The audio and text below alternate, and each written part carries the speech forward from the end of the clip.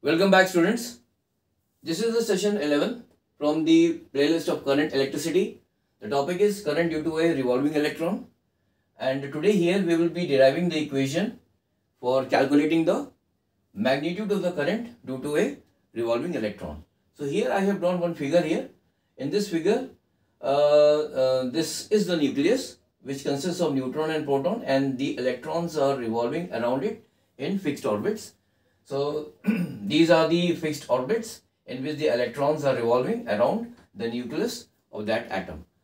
So before proceeding further, I would like to first of all define the definition of 1 ampere.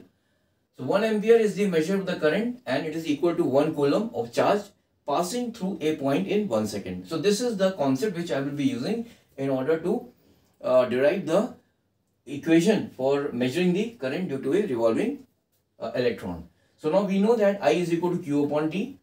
Now Q is equal to N into Ne divided by T. Now here Q is the charge in coulomb and T is the time in seconds.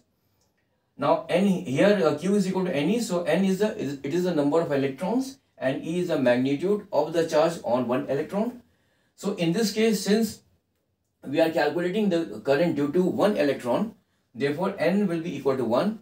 So this equation gets converted into E divided by 2 pi r upon V, where T is equal to 2 pi r upon V. Now what is T here? T is the time taken by this electron to complete one revolution.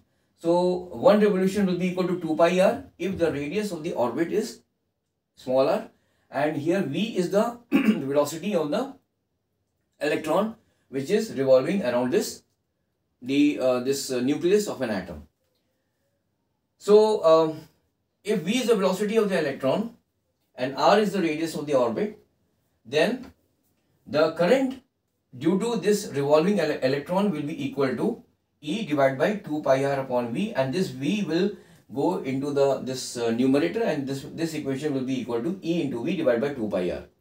Now here 1 upon T, see, Ne into, this is basically 1 upon T.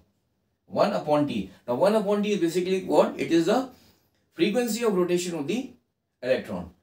So what I have written here is that I can also be written as E into frequency of rotation of the electron, because this portion, that is E into V divided by 2 pi r, this V divided by 2 pi r is the frequency of rotation of the electron.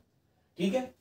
So this is an important equation, that is I is equal to EV divided by 2 pi r, and this equation can also be represented or written as I is equal to E into frequency of rotation of the electron. Here E is the magnitude of charge on the electron, and the frequency is equal to V divided by 2 pi r. So this is an important formula, and you all are supposed to remember this formula, because we will be using this formula in solving the numerical problems based on this topic in the forthcoming sessions. Next point, important point, is that if the electron is revolving in the nth Bohr orbit, then the frequency of rotation of that electron is equal to 0.657 into 10 to the power 16 in bracket z square upon n cube. Here z is what? It is the nuclear charge, and n is the nth orbit. So if I know the frequency of rotation of the electron in the nth orbit, I can calculate the magnitude of the current due to a revolving electron by using this formula, that is I is equal to E into frequency of rotation.